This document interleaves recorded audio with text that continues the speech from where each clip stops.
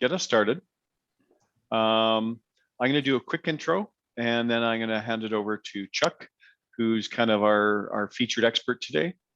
And hopefully we will have a few more people join, but regardless, we're going to have a great conversation today. So let's get going. Can you hit the next slide, Chuck? Land acknowledgement. I think this is kind of the new norm here in Canada. I'm not going to speak to, since we're different locations, just recognizing the rights of the First Nations within Canada and our acknowledgement of the sharing of this land and our appreciation for it. So I'll just kind of leave it at that. Next slide. So basically, the series of conversations that we're having for us are fitting around this idea of helping people who want to have great exits from their business.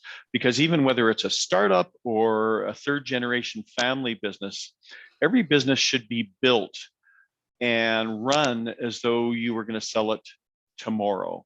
Because the key to selling a business is really, if you want to have a great exit, it's really setting up a great company. And you have to really know where you're at, what you want, what you aspire to, what your gaps are, how you create value, and what you can do to bridge the gap between where you are today in your business and where you want to be going forward. So that's that knowledge base. And then, I think for all of us, our aspiration is to grow our businesses to its greatest potential. So we have to have the knowledge of our business in order to grow it, and then we want to grow it. And a growing, thriving business is always what's kind of top of the shopping list for anybody looking to buy, and sets us up for a kind of a strategic sell. So having a strategy, planned action, execution is really the key to success in terms of growing your business. And then when you've got a thriving business, you've got the most options to deliver the maximum value.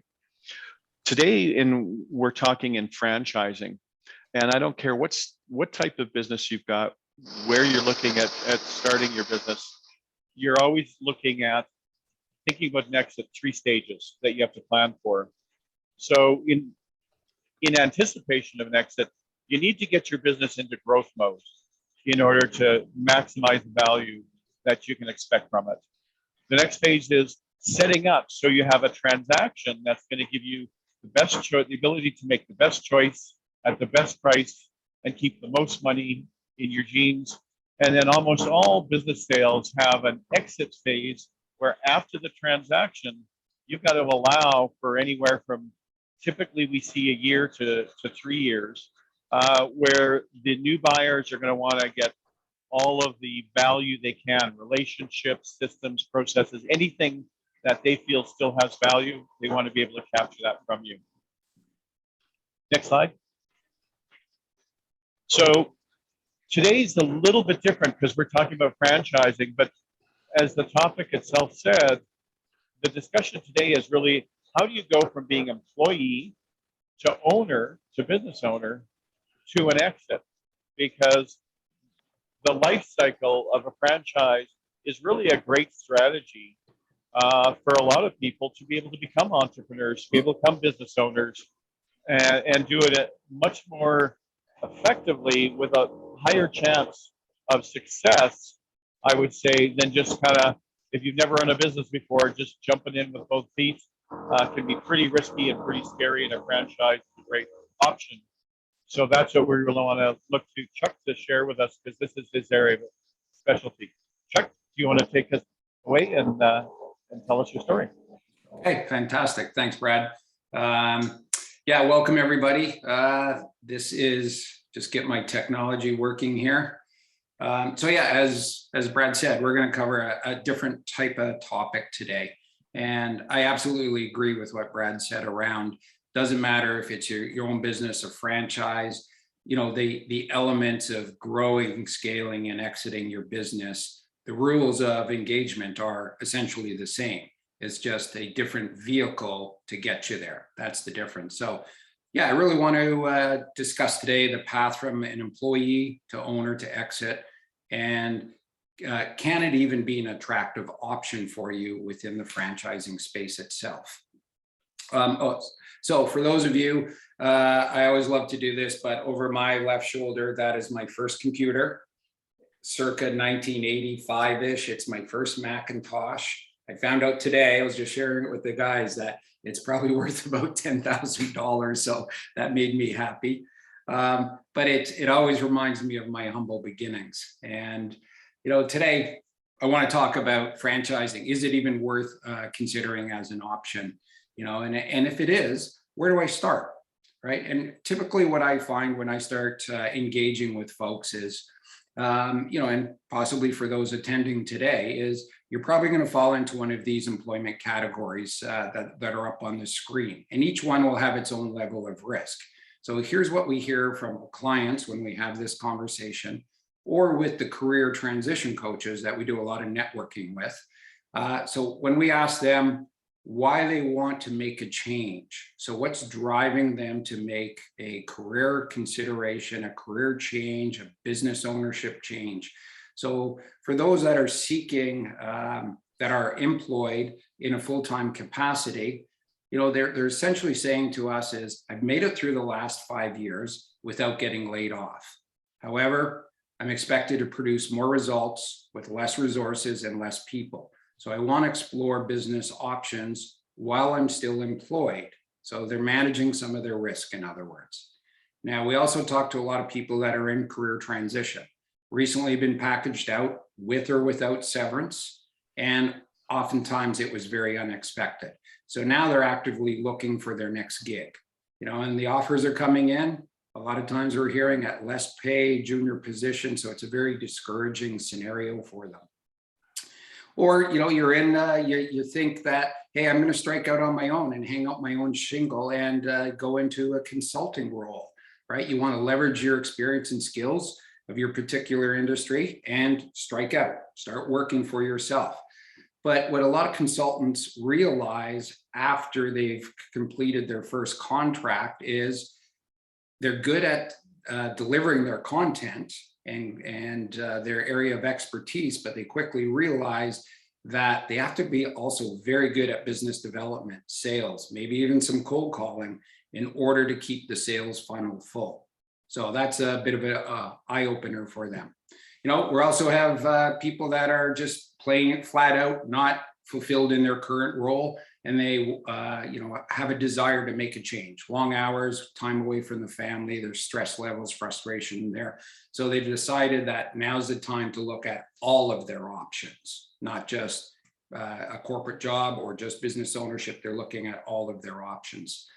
And also for those of you who are business owners on the call today, you know, congratulations for making it through the pandemic. My guess is you spent a lot of hours looking inward to try to redefine your business. And, you know, you realize that, hey, I've got some gaps. I need to do certain things. And now's a good time to also consider diversifying some of that risk and maybe finding another income stream. So these are the current challenges that we hear from most of the folks and what they're facing. So I want to go back to the original question, why franchising?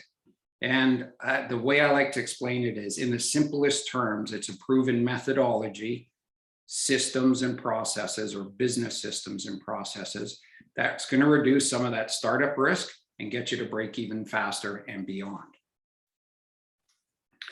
So here's an interesting trend. Let's take a look at what's going on at a very high level. The gig economy, what is it? I'm sure we've all heard the terminology, the gig economy, but this is the best definition I have been able to find. So it's a gig is an environment in which temporary positions or contingent work is common, and organizations contract workers for short-term engagements. So here's the interesting part, is that industries were already moving towards the gig economy long before the pandemic even started. COVID only accelerated this transformation. And what we're seeing is more and more employers are utilizing this to reduce their own operational costs, right? And this continues to also increase some of the risk for the employees that are working for those corporations. So The other interesting aspect was in a survey conducted by Randstad HR, which is a big Dutch, Belgian HR international company. They found that 52% of the C-level executives said that by 2025, that's only 3 years from now, they foresee 69% of their employee makeup to be part of this agile workforce. So question on the table then becomes, is your career at risk, especially as you surpass 50 years old? And then how do I hedge that risk? You know, there's a couple of options there. Do nothing because frankly, you feel your future is safe. Congratulations. Or you want to explore how to create some additional income streams and control a little bit more of your career, your future, the career destiny, as I like to call it. So if this does make sense, the first, you know, and this is an exercise you can do as a business owner in the corporate world, or I'm looking to start a new business, buy into a new business venture. I call it your why or your strategic consideration. So this is a time to be, I call it, have that look in the mirror, stare yourself down, be brutally honest with yourself, and ask yourself, what are you moving away from? And typically what we hear are, there's employment barriers, so ageism, age working against you. There's a lack of freedom and control to run your department or manage your team. You have a boss that micromanages you. There's office politics and long demanding work hours. So really define what those things are that are not aligning with what you want the outcome to be as part of your career. And then the second part of the question becomes your strategic consideration number 2. What are you moving towards? And for most of our clients, it's about exciting new challenges. It's getting that control back in your career, better lifestyle, more time with the family. That is becoming top of mind for so many people, especially through the pandemic. We've been working from home. A lot of people really enjoyed being able to walk out of their home office into the kitchen and take their kids, help them with homework and whatnot. So better lifestyle is a big driver. And the other one that's really starting to surface is we're finding a lot of our clients coming out of the corporate world are getting a ton of fulfillment out of contributing in some way back to their community and making a contribution back to society in some form or fashion. So spending time answering what you're moving towards in a way becomes essentially your roadmap for taking control of your future career path. And quite frankly, a little bit more self-autonomy. And the way I like to explain it is you're in a much better position to consider business ownership. Does it even make sense? And now if it does, then you know what you're looking for. And guess what? If you decide to stay in the corporate world, you now have also a clear picture of what your role is you're looking for, and you could say no to the offers that don't align with your goals and values. So this is a very good exercise to do. With either path, in my opinion, you're going to be reducing the risk and securing a better future. So that's the why. Why would I even want to go down this path? But let's get a little bit more into the franchise space, my area of expertise. So I like to say franchising is more than just French fries, right? And you can see from the brands on the screen right now, you know, when we say the word franchising to most people, they think food, food, and food. And that's okay, because franchising, you know, the food franchises, the bigger brands have been around for at least 60 years now, and everyone is familiar with it. Just on a side note, that in Canada, there's just shy of 1,300 different franchise companies operating right now. So where do you start? Where do you start looking? So again, I want to dive into some of the industry insights that could help you with answering some of these questions. So here's a breakdown of the categories in the franchise space in Canada. It's right from the Canadian Franchise Association. And you could see food dominates. Predictably, it dominates. QSR means quick serve restaurant, for those of you who are not familiar. And then if you look at the next 3 categories, business services, educational services, residential and commercial services, they make up the next 28%. So food almost is triple what those next 3 are. But here's the interesting part. Over the last 5 years, 82% of our clients who bought a franchise were not in food.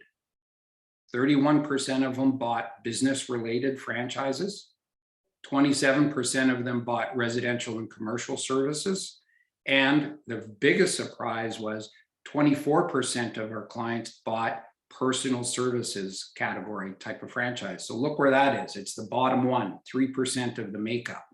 So question then becomes why? Why did you buy that particular franchise versus some of the big brands, the McDonald's and Timmy's of the world? And they essentially said they saw a better opportunity to scale and grow their venture. It had less moving parts, had their ability to leverage their skills and stay focused on revenue producing activities. So where are the strong opportunities, right? Again, staying with kind of a high level theme, where are those growth sectors we're seeing within the franchise space? And again, the trend we've seen over the last 4 to 5 years, even before COVID hit, was towards needs-based businesses, not retail or location-based businesses, all right? Businesses that are not affected by the economic upheavals that we've experienced, and businesses that no matter what the economy is doing, their product and service is always in demand. So dive into this slide a little bit more. Think of the driven by demographics. Think of the baby boomers. I am officially the last year of the baby boomers. And when it comes to the money piece, the wealth in the economy, the baby boomers still control the majority of the wealth in the economy. So as those baby boomers retire or already have retired, they are going to want to stay in their home longer because, let's face it, over COVID, that's been a big part of the discussion. People want to stay in their homes longer because they are more comfortable there. So anything that allows the person to stay in their home longer with the baby boomers, think of renovations, making doors wider for wheelchairs, safety bars, grab bars in bathrooms. Your dad up a ladder at 85 years old trying to paint their house. That just doesn't happen anymore. So these are the types of services that are being driven by the baby boomers. Essential services, think fire, flood, restoration, automotive repair, right? Great examples. And then the third category there, helping businesses thrive. So businesses that help other businesses get better at what they do. So those are the trends that we are seeing. So more towards needs-based businesses. And we, FranNet, Western Canada, our company, we currently represent about 100 different franchises across the West. So Winnipeg to Vancouver, Vancouver Island. And here's the investment ranges where most of our clients are investing. They're in that $100,000 to $300,000 range. And that's where they are comfortable exposing their capital and their risk. And they see it as a more manageable number. If they are successful, they can scale and grow, add top up and scale and grow into new locations. And if it does go sideways and they're not successful, they can still walk away without risking the majority of their nest egg. So they can walk away relatively unscathed. It will still hurt, right? Business failure is never an enjoyable thing, but they can still survive the event. So then it becomes a question of what's your role in the new business going to be? So big question. Do you want to be in there full time and you decide you want to be, you have a desire, let's say, to be the full-time operator for the life of the business, or you want to grow it, develop your teams, have people in place, and you can start to pull back and take on some of those new challenges. So that's more that first bullet, the desire to be in your business. The second one is more of a need. And oftentimes we come across this with people who have been packaged out of their previous role. So they need to be full-time in the new business because of lack of employment options or finding sustained employment. And they have no desire to be part of that gig economy that I referred to earlier. And the third one is the semi-absentee aspect. So this has been a really interesting category, and it's been growing over the last 5-7 years. So think of this as a part-time semi-absentee ownership strategy. People who want to keep their corporate job or use the time while they're in career transition to find a passive engagement business to invest in that doesn't require full-time commitment on their part. So the role of the owner here is to manage the manager. And then you take on, the owner takes on more of what I would call an executive role. They take care of the back office, the key performance indicators, so that whole dashboard aspect of running the business. And typically what we see is the franchisees of this model are, once the business is up and running, they're spending about 10 to 15 hours a week managing the manager. Okay, so that's part of the attraction to it. And as the business becomes more established, it will generate a supplemental income for the owner. And then as you get past break even and beyond, and you can see the scalability of the business, oftentimes they'll buy the second, the third location, and that's where you start replacing your, what I would call a corporate income. So think of it as a way to diversify a little bit of the risk, a little bit of your portfolio, create a safety net. And, it's a strategy, as I said, that I like to describe it as a strategy to concurrently grow your wealth and protect your lifestyle at the same time.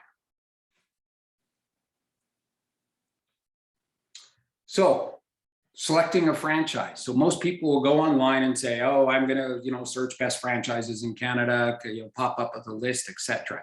That is strategically not the right way to do it, in my opinion. The right way to do it is to, again, go back to your why, have a hard look at yourself in the mirror and define what you're really good at. So the fact of the matter is your most valuable assets are your transferable skills, your experience, your management skills, etc.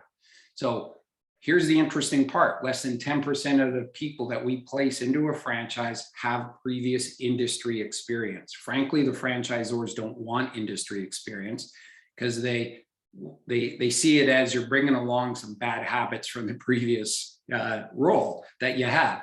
So what franchisors really want are people who bring the right skills and talents, their willingness to follow a system, so the franchisor's system, and they have this really strong attitude, a commitment to succeed. So that's really what the franchisors are looking for. And what we've also discovered, I always like doing a post sell, as I like to call it. So when somebody buys a franchise through me, I always ask them, okay, well, why? After all of this research, we find that 80% of the people who we work with and bought a franchise, they have two comments. I would never have found this business on my own, the internet, and I would never have picked this business off a list. So those are two very interesting feedback points that we get. Their main criteria for buying was that the new business provided scalability, more decision-making control, and it aligned with their skills aligned with the critical roles the owner has to perform. So let me say that last one again. Their skills, transferable skills, aligned with the critical roles that the owner has to perform. So your transferable skills are one of your biggest assets. And before we go to the first breakout, I'm going to leave you with one final thought. And it's a mistake that we often see. Falling in love or getting seduced by the product or the service is frankly a recipe for disaster. The alignment of your skills with the critical roles of the owner is one of the most important criteria in finding the ideal franchise. So there's some food for thought for you. Brad, that is the first part of the presentation. So let's pass it over to you to have our group discussion. Thanks, Chuck. So what I want to do is we're going to just kind of talk about franchising in general. So we've got a small group here. So I'm going to ask everyone to kind of turn on their mics, and you can kind of skip this slide. I'm just gonna structure us as an informal discussion right now. Okay. So move it forward or move it back one. So what I want to do is I want to put forward to everyone and get a feel. So what are your thoughts about franchising?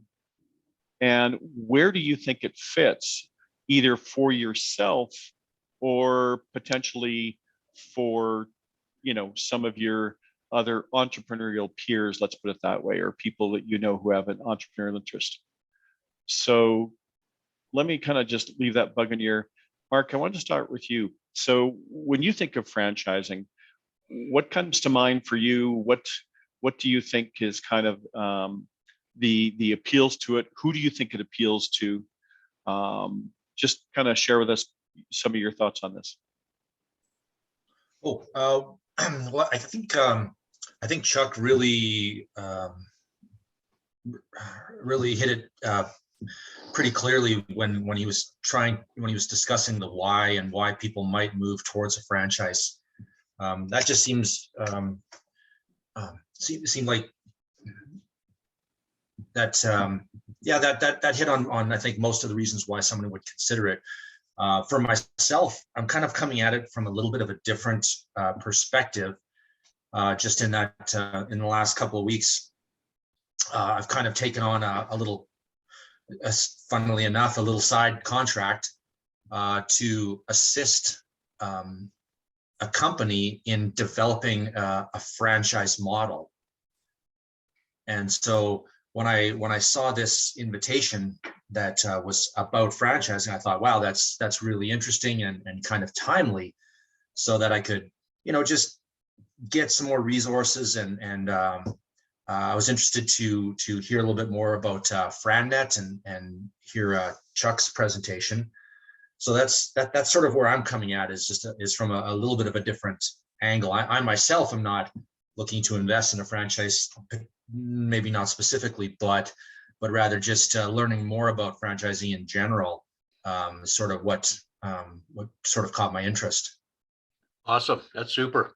Tell me a little bit about, without giving away the farm, I mean, you said you're doing a little bit of a side gig helping somebody understand the franchise modeling. Is there something that Chuck can help you with potentially with that? Yeah, absolutely. And I sure don't want to, dominate the discussion by peppering, poor Chuck with questions here. But go ahead and pepper him with questions. He's up for it. No, that's good. It just, I'm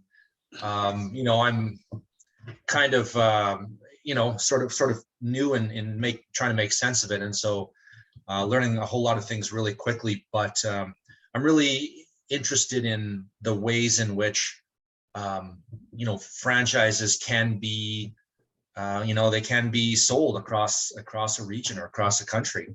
What are some of the best ways to really, reach the kind of people that you want to reach, that you feel are a good fit for your franchise?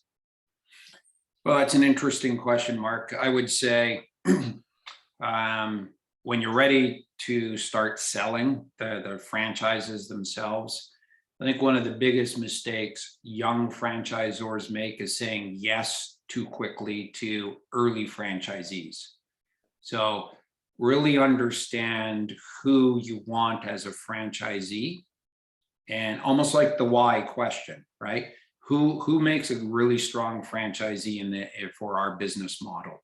And I know it's hard to answer when you're just starting out, but be really clear on that target franchisee that you want to go after, because the mistake I see far too often is young franchisors will say yes, the person buying the franchise has a lot of great skills, they talk a good game, but when it comes to executing, they almost have this attitude that I'm buying a franchise, the franchisor is supposed to give me a lot of tools and everything, and all I have to do is show up. And that's obviously not the case in any business.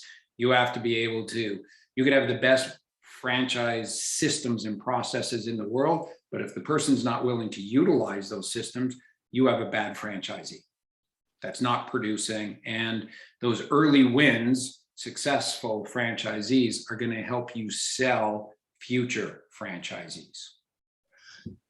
Yeah, and that's a really good point, and it's kind of got me to thinking of, because obviously the franchisor, they have marketing efforts and promotional activities that they're doing, then you've got the franchisees who might be in a certain region doing what they're doing. And I can only imagine that it would be difficult to try to really quantify, okay, the success of any given franchise is, how much of that is on the franchisor, the corporate side, and how much is really being done by the franchisee. And that's a question I still, after 11 years in this business, I have that conversation at least once a month with people, and it's never going to go away. And my criteria is, again, my specialty is coaching people through research to find their ideal business, right? So we're always comparing, at least 3 businesses along the same line. And when I'm coaching my clients, and I start to see a little bit of, call it a bad habit or an attitude that I'm buying a franchise, therefore the franchisor owes me my success. Like, that to me is a red flag. That's a full stop. Let's have a heart-to-heart on this. Because again, I'll go back to what I said. It's a business relationship. It's a partnership to a degree. And if one party is saying, you owe me, and the other one saying it's a partnership, we're in it to get it, it doesn't work. There's not a strong alignment there. So it's really a case of understanding the willingness of that potential franchisee, their willingness to get out into the marketplace and drive awareness and build customer, marketing, customer retention, those kind of activities. So I'd like to interject, and not interject, but just add some comments. First and foremost, Chuck, it's amazing, after getting to know you a little bit and this presentation, it's amazing that more people don't understand the opportunity in the franchising field. And for example, I looked at Cheesecake Cafe 25 years ago, and thought, this could be a really good opportunity. Then I looked at Tim Hortons as well, when I was in between 2 positions, and they didn't really attract me very much because they didn't fit my skill set. But understanding your transferable skills, as you mentioned in the presentation, is critical to understanding the kind of franchise you need to look at. And like you said, 26% or only 20% or 25% of the franchises out there are food franchises. Right? There's a huge bunch of opportunities. You haven't gotten into them yet, but I think you're going to speak to that. But it's amazing what is out there that people just don't understand. And, quite frankly, and this is my tongue-in-cheek comment, if I'd met you before I met Brad, I wouldn't be working with Brad. He'd be in our network. He'd be one of our network guys. So, I mean, there's huge opportunities out there. People just don't know they exist, but they also don't know there are people like you out there that can help them find the right thing. And that's an important part, right? When you're looking at people that want to start a business, have you considered this? And, have you thought about talking to somebody that knows the franchising industry? Those are good comments. I mean, even for you, Mark, in terms of what you're trying to build with that client, and even some of your other clients, is what are the opportunities out there? Right? And what you're looking at a good fit, or is there another fit that could be better? Just thought I'd mention that. I also want to add a little bit of commentary as well, because let me share one other perspective, which is MBA schools these days. We touch on franchising as an entrepreneurial startup option, but the way they position it is if you want kind of startup easy, then franchising is something to consider, because a lot of the tough strategic thinking and that type of thing, target markets, et cetera, a lot of that's been done for you, and they kind of frame it like a business in a box, but I think that's rather simplistic. But it's positioned that way. I'd be curious in terms of how you would represent it to that group, because a lot of young people coming out are thinking, I want to be an entrepreneur, and this is a realistic option, versus starting from scratch. So that was kind of one thing I wanted to get your thoughts on. And then the other was just how critical, I don't think we emphasize enough how critical it is to make that right choice on which is the right business for me, because it really is. You got to find the synergistic fit, I think, between skills, desires, ambitions, and opportunity. because, when Harvard wrote an article, the number one key to success wasn't resilience and all this other crap. They said the number one key to success, pick the right market. Yeah, pick the right niche, right, or the right industry. So, Brad, to the simplistic model comment, I've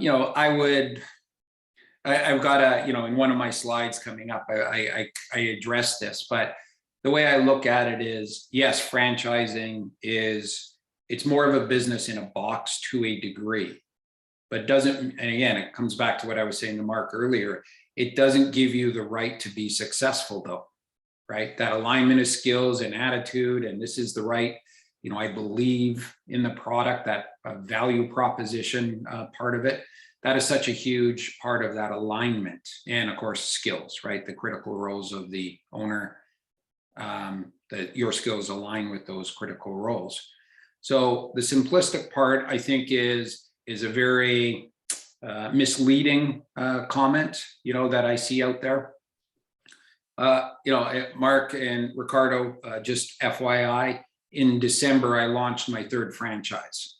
Okay, so I am back in, the kindergarten of entrepreneurship all over again, right? Okay. So it's, and I believe in it. And the way I would describe it to most people is, think of it as it's more of the HOV lane to business. It gets you there faster because of the systems and processes that have been proven in your market, or let's say the Canadian market or Western Canada market.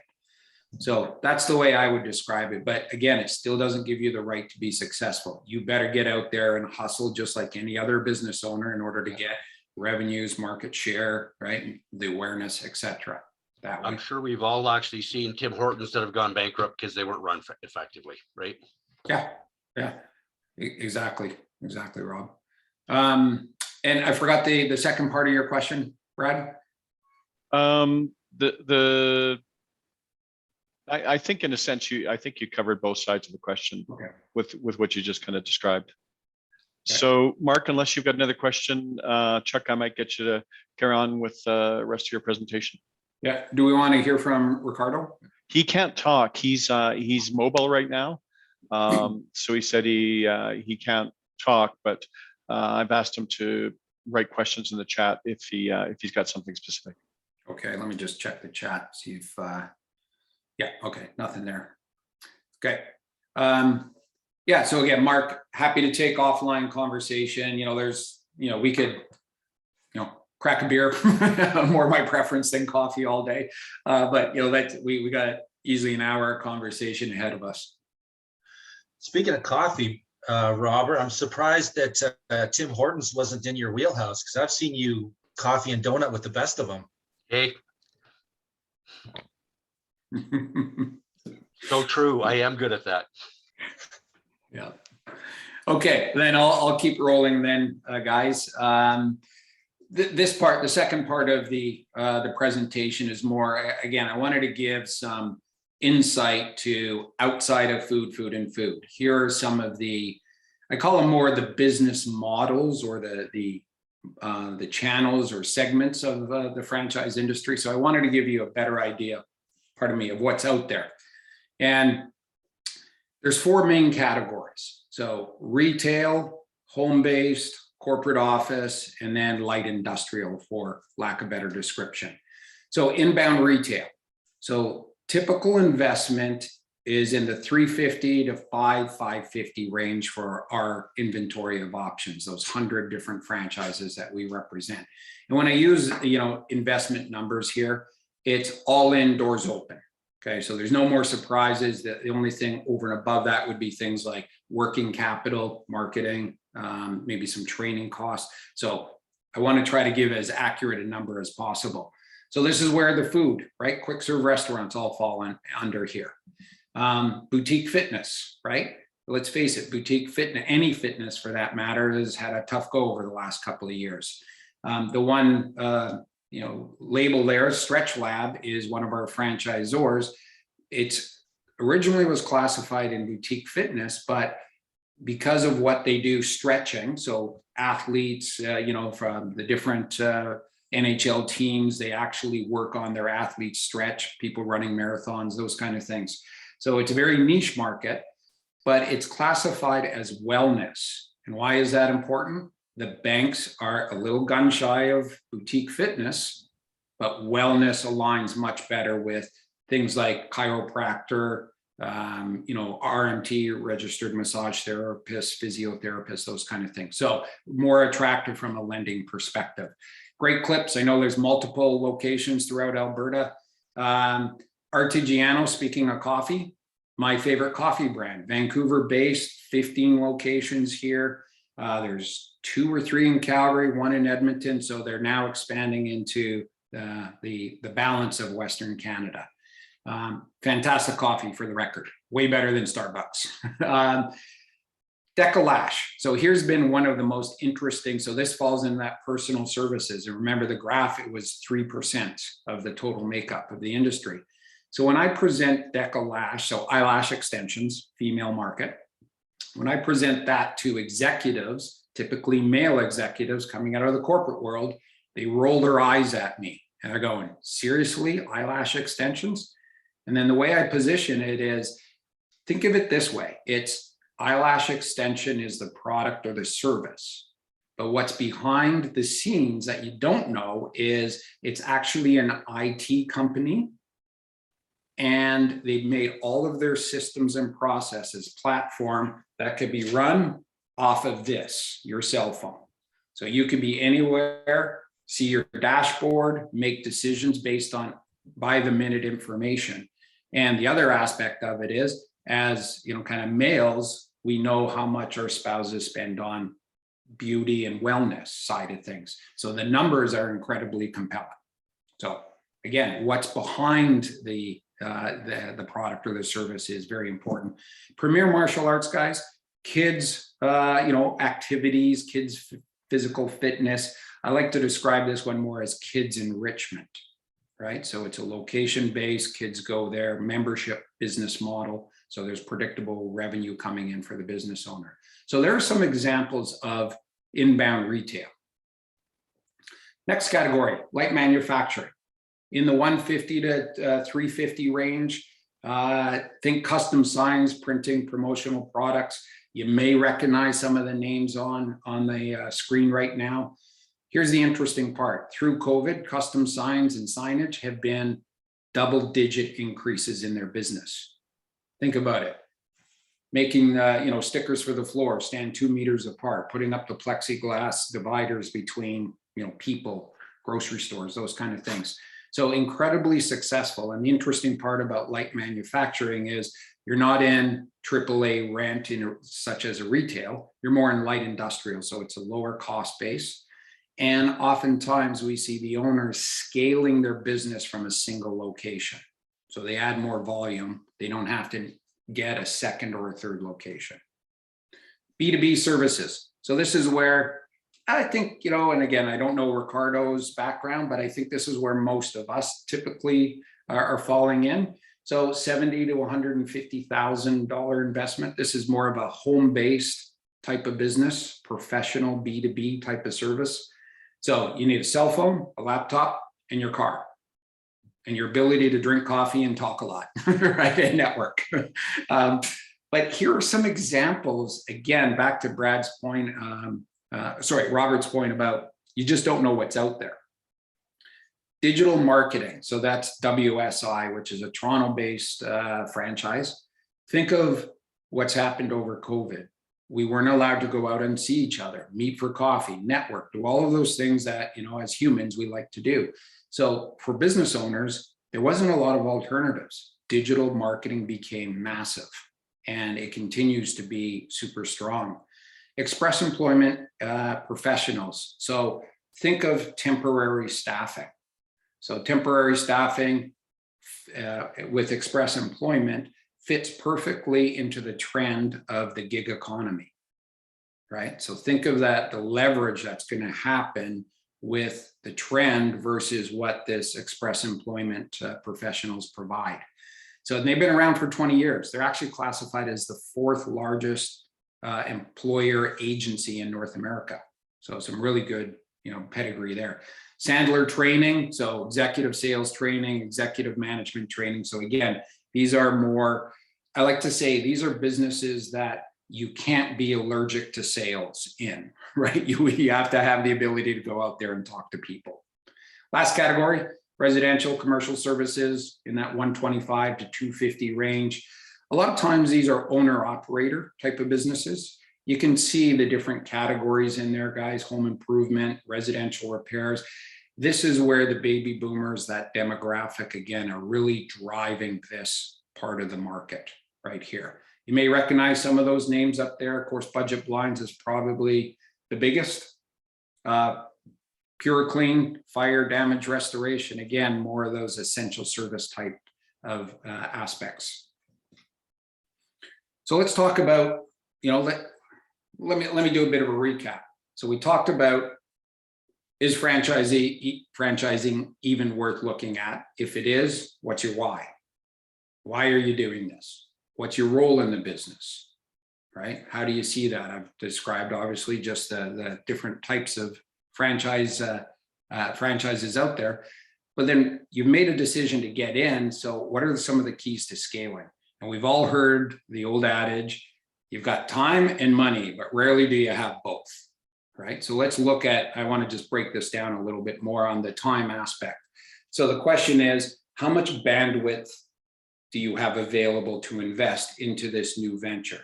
So if you're still working in the corporate world, in a corporate role, call it 40, 50 hours a week, how will you carve out about 15 hours a week to launch the new venture? Or maybe you're working full-time, like full-time in the new business, and do you have a willingness to spend weekends and evenings growing your business? Most entrepreneurs, that's the sacrifice they make. So how does that fit into your lifestyle and your family goals?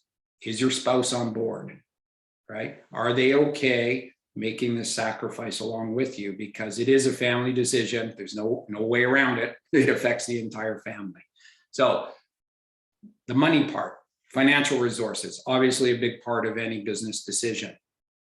So I always like to ask, how much of your own cash are you comfortable investing? Just because you have $200,000 or $300,000 doesn't mean you need to invest it all. So where's that comfort zone? And again, that's a discussion with your spouse as well. Then there's the business working capital to get to break even. I think that's self-explanatory. I open my doors. Now, what's that business plan tell me? I need $20,000, $30,000, $50,000 to get me to break even. But just as important, there's the personal working capital to get to break even. So what I mean by that is, while your business is ramping up and you're not pulling a large salary out of the company, how are you going to support your family? Groceries, kids, cars, mortgages. So that's what I mean by personal working capital. Excuse me. And oftentimes what we see is that our clients will have a little bit of savings, but not enough to cover all of it. And hopefully their spouse is working at a decent job with a decent salary. And it's the combination of the two that gets them to that personal break even. And then last but not least, bank financing, right? Do you even want to go down that road? If so, how much? Who do you know in the, in the banking world? And this is where the network really comes in. We've got great relationships there. Brad and Rob, I know, also have great relationships there. So how much, and should you even do it? What we're seeing a lot of times too over the last couple of years, because banks have been frankly allergic to lending during COVID, to put it bluntly, a lot of our clients are just self-funding. They're pulling money out of their home equity or some other asset and redeploying it into their new business venture. So again, big consideration, your resources, time and money. So back to scaling their franchise. So what are some of those key considerations to doing that? And I've already, alluded to this a number of times. Your skills match the critical roles of the owner. So having a passion for the types of work that drive success in the business, that's what you're striving for, not the passion for the product. What I like to say is you don't have to love the product or the service you're selling, but you absolutely 110% have to believe in the value proposition and the experience of getting it into the customer's hands, right? And then the confidence that you've done enough research, you found the business, the franchise, and the franchisor has, or you have a high confidence in the franchisor's ability to support you through launch, past break even, and grow and scale your business and beyond. So their systems and processes are a critical piece to your success.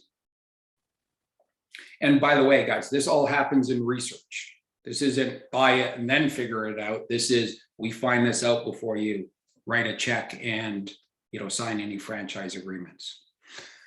So another aspect is, now that let's assume you've bought the business, how do you continue to scale it? So what are those keys to scaling the business? So I always like to say it's what's inside the kimono. That's the real key to understanding the risk as well as the scalability.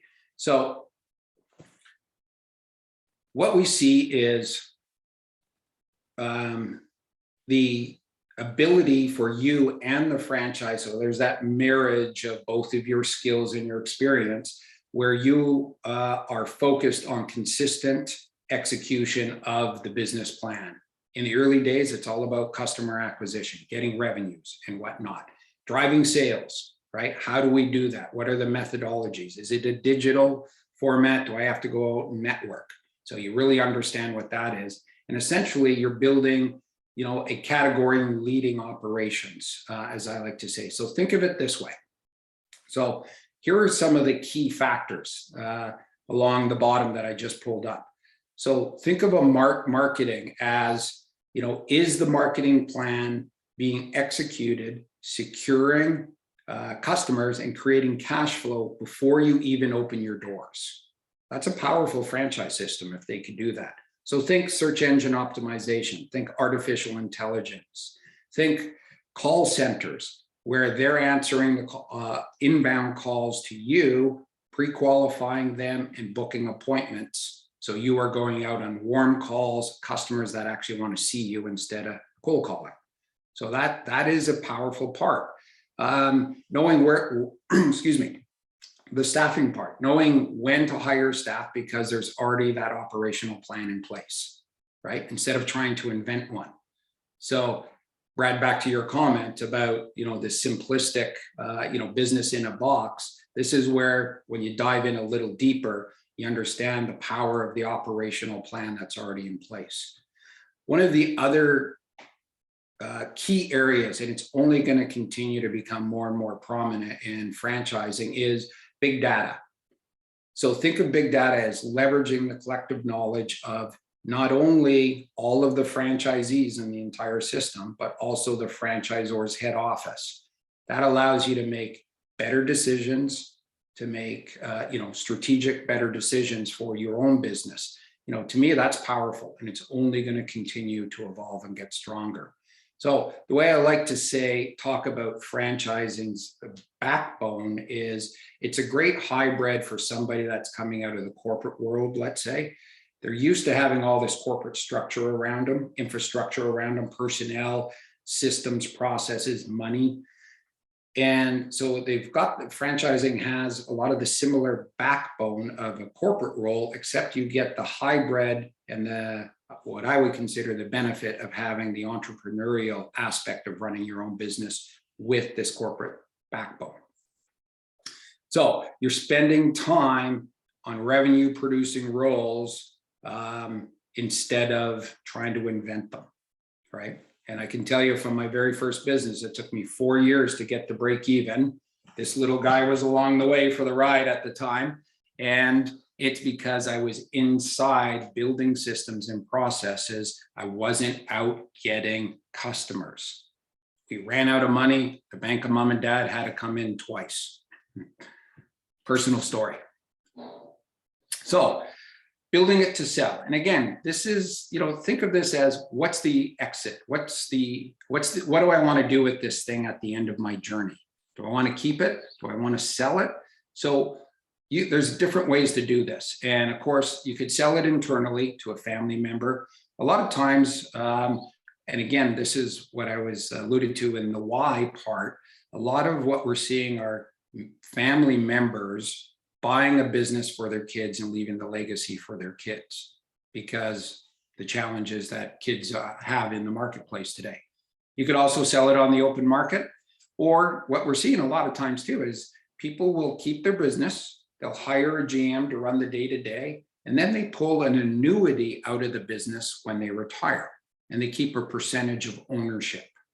So it's a nice way to continue to create that income past being full-time in the business.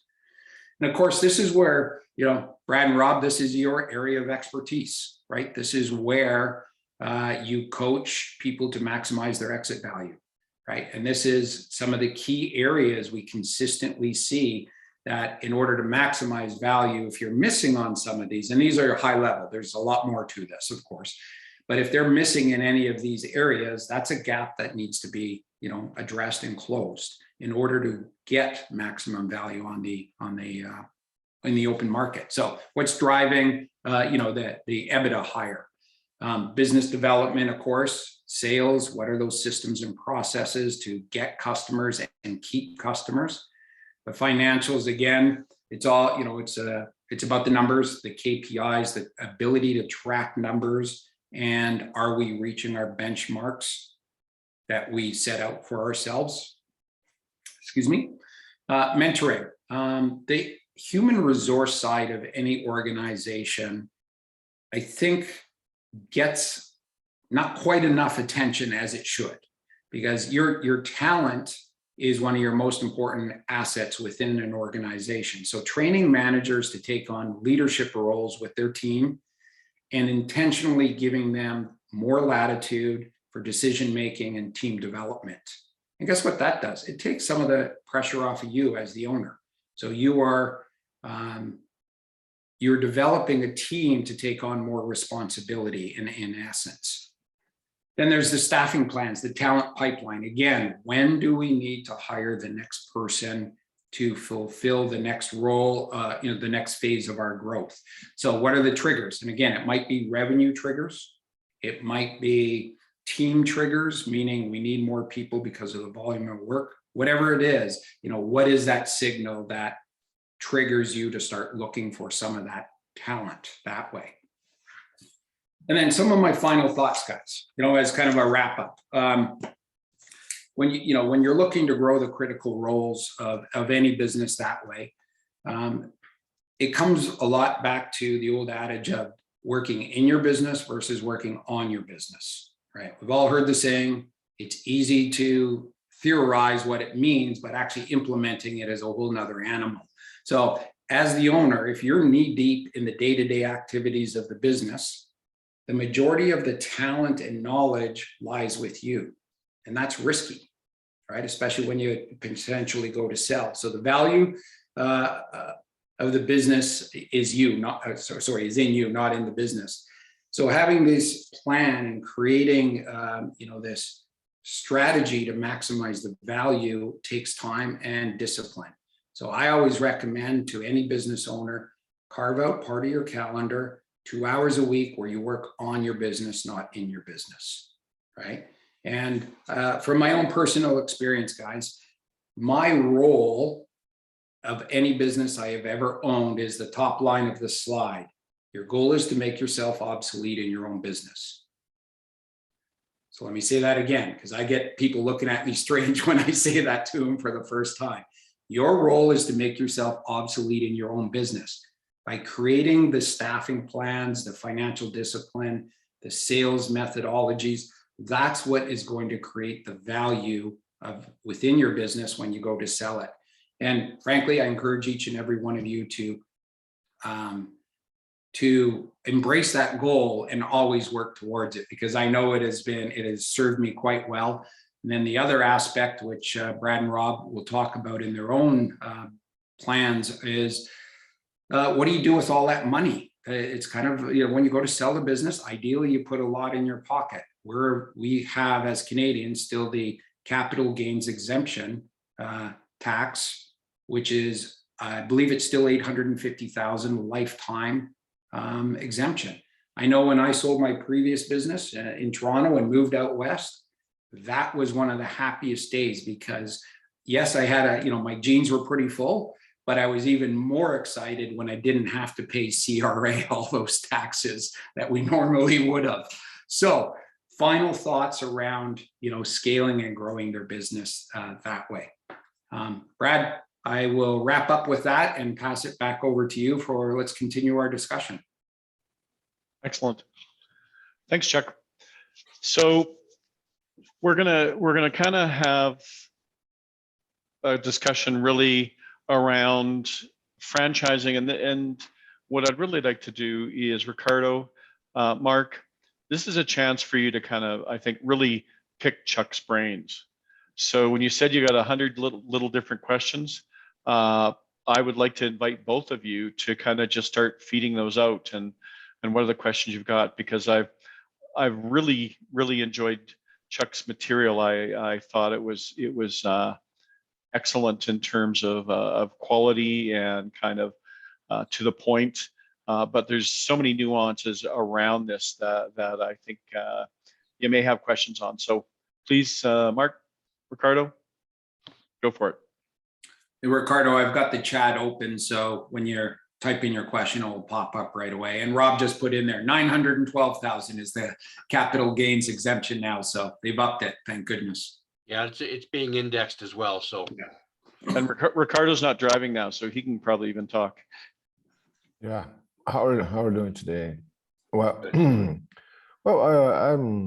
this is my first meeting about this matter, and I appreciate just to hear and to understand what the guys can talk about the matters, and this is where I'm this is my first steps, and so I have some plans, and this is a good opportunity to understand all the market and how the advisor is working, and it's an awesome job that you guys are doing, and thanks so much for the opportunity. So Ricardo, are you actually, is franchising an option you're considering at this point, or where are you at on this? Well, normally I'd like to visit some trade shows, specific trade shows. I think that we have one, the next one is in New York in June. I'm not sure if you have some very similar trade show in Canada. I saw, I was looking for a specific company that I found that they will be there. They are asking something like about $60,000 for the franchise. It's they work with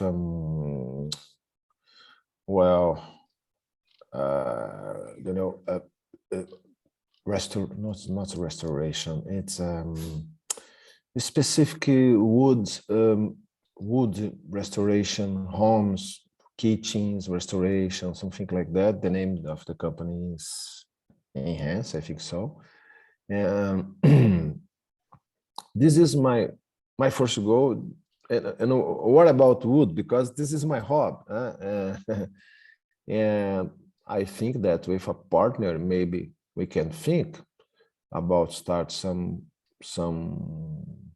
franchise with that works with wood and kitchen restoration, something like that. And I think that I have the link of them, and I will share with you guys. This is my first thoughts about. Okay. Can I jump in here and just ask a couple of questions, Ricardo? Yeah, and Mark, do you mind if I ask you a couple of additional questions? No, go right ahead. Yeah, more specific for Ricardo than you right now, Mark. But I think my questions will be relevant for you when you see what I'm going to ask. So Ricardo, just out of curiosity, is it a US-based franchisor new to Canada, or are they already established in Canada? This franchise, the US based, Mhm. You can see something about the costs in the chat. Enhanced franchise, Mhm. and they work with, if I'm not sure, blah, blah, blah. Actually, Okay, remodeling, right. home So- remodeling. Okay. Yeah, this So is actually, I have a further question. Better yet, Ricardo, are you actually in Canada or are you in a different country? No, I'm a different country. I'm in Brazil right now. Yeah. Okay. And is your plan to move to the US for this or have it bring Yeah. it to Brazil? Yeah. No. I'm looking to move to US. You Okay. know. And Ricardo, what city in the US, just out of curiosity, do you know yet? Well, I made the research, and what I saw is that this company has some guys that they are working with cities with more than 300,000 people, and I saw the franchise owners in this. The most of the cities is more than than 300 300,000, and this is I think that this is the good goal, because I think that small cities for this kind of industry, I think that is not a good idea. And so doesn't matter the city, because they has a map, and this map you can see the locations where some franchise owners is working, and they has a lot of states and cities that it's available to new owners, no? Here's what I would recommend for you, Ricardo, is, we could keep the door open, have this conversation 6 months from now. Mhm. But my recommendation is that you don't only just look at one franchise, you look at least 3 at the same time. So the purpose and the reason for that is you want to be able to compare apples to apples to apples. Mhm. Because if you think of it, if you're only looking at one franchise at a time, you're Mhm. only getting what the franchisor's sharing with you, right? Mhm. You only have this narrow window of information and nothing to Mhm. compare it to. So like a lot of clients that are focused only on a single location, they tend to get, the old rose-colored glasses. Everything's going to be peachy and rosy and wonderful. But when you start comparing 3 side by side, you're going to quickly learn that franchisor A has really great marketing. B and C aren't that strong in there. So why wouldn't I go with a marketing company that, is going to help drive sales? Or let's say operationally, the franchisor B is really strong in that area and franchisor A isn't. They got great marketing, but their back end business support systems for the franchisees are lacking. So the point is, you're able to compare 3 different business models, maybe different businesses, not in woodworking. One might be woodworking, 2 might be completely different. But that is one of the first recommendations I always have to my clients is, we're not looking at 1, we're going to look at 3. And then through the research, you are going to naturally gravitate to the one that aligns with your own goals, your skills, your money, and you could see yourself in the business, right? The critical roles of the owner. So what I'm going to suggest to you is, look at it a minimum of 3 at the same time, and then whatever city you end up in the US, reach out to Brad, Rob, or myself. And what I would recommend is I will connect you up with my counterpart in that city to help you through the research process. Awesome. It's really good. Yeah, don't do it alone, right? Like so many people go and buy a franchise. Oh, I picked it off the internet. Next thing you know, 2 or 3 years later, they're going, I hate getting up for work. Like you want to be excited. Sunday night, you want to be excited going to bed. So Monday morning, you jump out of bed and you're off to work. And I think that's the big value add, Chuck, that you're bringing in part of your role, which is helping the person find the right fit for, like you said, their skills, their talents, aligning everything properly. But it's also about fit, right? Is this the right thing for me? And you get to ascertain that through your conversations with the person you're working with and their family. Because like you said, you mentioned that you had made a good comment. This is a family decision. This is not just an individual's decision. You know, your family has to buy into this as well, or it's going to create divorce, disagreement, or death. One of the three. Well said, Robert. Yes, on all of the above. Chuck, another question. So two questions. So one is around people, because you talked about it, but you didn't emphasize it. And yet for our exit planning, we find that the key to grow a business, it's all about the people. You know, it's about, and you did touch on it when you talked about developing managers who can really kind of run the business and lower the requirement of you, the franchise owner, to be hands-on, that type of stuff. So kind of curious in terms of how much support and resources most franchise structures support the owner in terms of that people development, people selection, top grading. Do they provide tools and training around that? So that's one question. And then the other is when you're advising on the selection, you know, which is the right one, do you also advise in terms of which one is the right one for the right market at the right time? Do you kind of help around that foresight and kind of future anticipation aspect as well? So two questions. I'll take the second question first. So I will give certainly my insights to what I see happening in the franchise world with regards to, is this the right industry long term? Trends, of course, are a big part of using that data to predict the future. I coach people. My role, guys, I love what I do because I help entrepreneurs, right? I just love that aspect of it. But I really get excited when they get to their own, yes, I want to buy this business because we've done the proper research. And guys, it takes typically 3 to 4 months to conduct a full research process with us.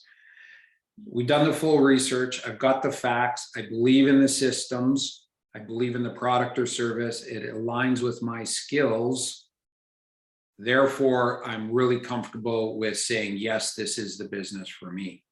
So, that's, will I advise on, buy this business over that business? No, I don't do that. I want them to come to their own conclusion because frankly, my role isn't to sell. My role in all of this is to help you through the research, guys. The role of the franchisor is more of a selling role. Of course, they're going to educate you. Here's all our systems, processes. Here's how we approach, ABC. That's their job. My role is to coach you to get the facts so you can make an intelligent business decision. So that's more my role. But what I will say is I love networking. Almost every single one of the people I've placed into business over the last 11 years, I still keep in contact with. We have quarterly or semi-annual calls. Just what's going on? What do you need help with? What is your biggest challenge? Maybe I got somebody in my network that can help you. Then that's where I get more into those deeper discussions, Brad, around maybe here's a new segment you should be going after, right? Because first year, you're drinking through the fire hose. You're learning so much, right? It's not the right time to have that conversation, right?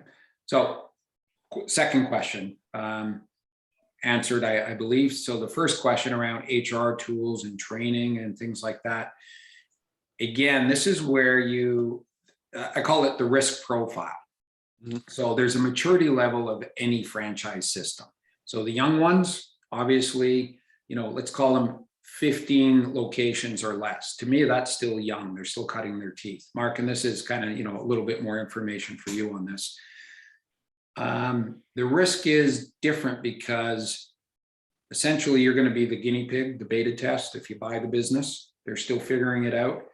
The risk at head office is higher because it's usually 1 or 2 owners. If they get taken out in a car accident, massive vacuum happens at head office. right? So again, structure, infrastructure in place is important. And there's no brand recognition, right? So again, you're a bit of a guinea pig. The next one would be kind of pre-emerging. So they've probably got 20 locations, maybe up to 50 or 75. So they've cut their teeth, fallen off their bike, they fixed their knee, put a Band-Aid on it, right? So they've evolved a lot more. They've got better systems and processes. They're still figuring it out. There's going to still be major tweaks to the system over time, but there's less risk because they've made more mistakes and have fixed it and survived. They're adding staff at head office, so they're creating more infrastructure. Then you get kind of that, call it 1 to 200 range of number of locations. That's what we call a little bit more mainstream. So these are businesses that have basically been very successful. It's all about optimizing and expanding locations. Head office has a lot of great infrastructure. Their marketing, all their back end, there's only going to be minor tweaks because they know it works. And then the mature brand, the highest one, this is where typically you get the Timmy's and the McDonald's of the world. They're $1 million plus, right? Brand recognition drives it. Everybody knows the name. The risk here is different because the best locations are gone. So you're only going to be put in secondary markets. So the numbers won't be as strong. And they're more expensive, right? It's a different kind of risk, right? Not everybody's got, call it 500 grand lying around to buy a McDonald's. Frankly, they're not going to, Timmy's and McDonald's are great examples. If you call them up today and go, I got 2 million net worth, I want to buy a Timmy's, you're still on a waiting list. What's happening, think of it this way, that franchisors that have a large system like Tim Hortons or McDonald's, Subway, Wendy's, A&W, name some of the big brands, they don't, or rarely do they sell on the open market. So if you or I were to call them today, I've got the cash, got the experience, you're on a wait list. Their strategy is, why would I risk taking on a new franchisee when I've got this franchisee that already owns 3, 4, 10 locations? Why wouldn't I just sell this new location to him or her? They already know how to run the business. So from their perspective, it's a lot less risk. That's why rarely do you ever see a McDonald's or a Tim Hortons come up for sale. They're always sold internally amongst other franchisees.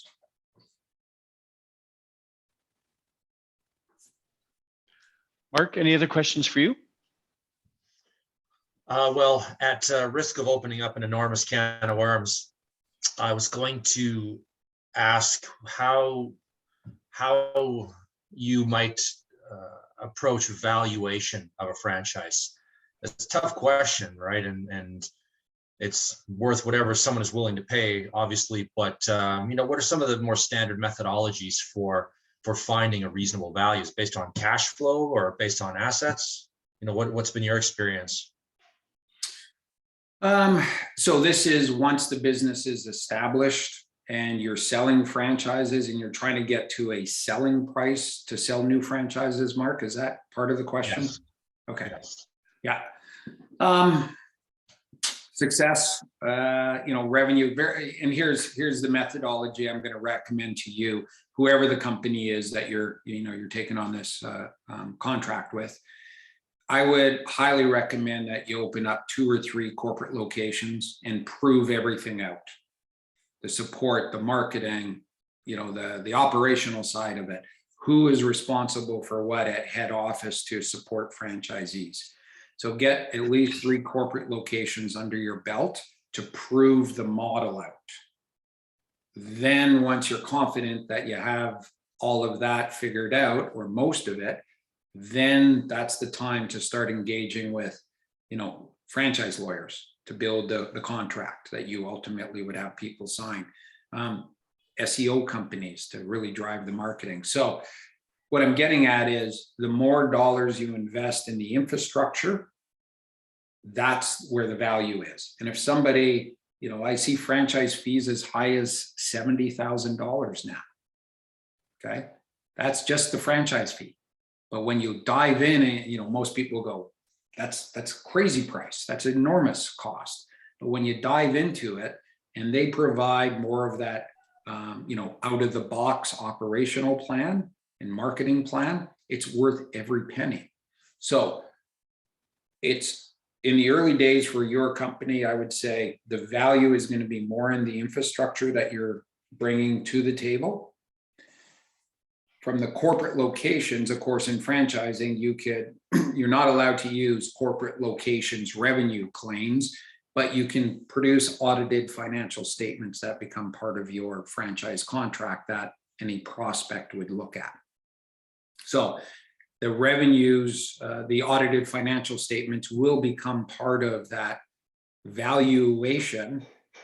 It's just how well did those locations do over the course of 1, 2, 3 years, whatever that timeline is. That's also going to help create some of that value proposition. My opinion is if you're selling a franchise with a franchise fee less than $25,000, you're underselling yourself.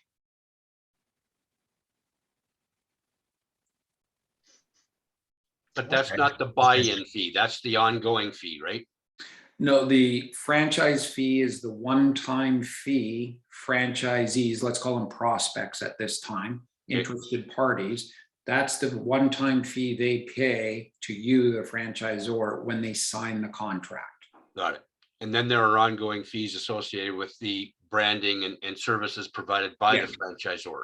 That's right, Robert. So think royalties. Most people refer to that. Royalties and a marketing fee. So you're in 7-8% royalty and 1 to 2% marketing fee. Okay. Yeah, it's similar to what I've seen. Yeah. And there could be, a one-time training fee, especially if it's a technical type of franchise, think HVAC, right? Like that's not something you could just walk into and go, hey, I'm going to go fix a furnace, right? That's some pretty technical stuff. So some businesses will have a training fee. Good. I'm going to start to wrap us up. So I think in terms of questions, if anybody has more questions, Chuck's contact information is in the presentation. We'll be sharing the presentation, the recording, and other materials through our websites respectively and through LinkedIn. So we invite you to kind of reach out to any of us if you've got more questions or would like more discussion. In terms of a wrap for us, Chuck, I just wanted to thank you. I thought it was fantastic information, really practical, but strategic from that perspective of getting a general feel for the opportunities and how this can work as an entrepreneurial option. So thank you very much. You're welcome. And I appreciate Rob, Brad, Ricardo and Mark. Thank you for joining. Thanks so much. Thanks so much. I always like to say the network is such an important part of growing your business, be it as an entrepreneur, Mark, and in your role with this franchise company. Don't be afraid to ask questions to your network. One of your most valuable assets that you have to help grow your own business. Robert, you can have the last word. No, that's absolutely fabulous. Chuck, the thing I liked about the presentation, practical information to help people make good decisions. Right. Good. That's the thing that people need to understand. Like I said, 25 years ago, I had no clue what was about franchising. I may have gone down that route if I had somebody to guide me through the process, such as you do with your clients. So that's fabulous to have that information. And, you've been very forthright about, what makes it successful, what makes it a failure. So good job. Thank you very much. Appreciate the feedback, guys. And thank you all, each and every one of you, for your time.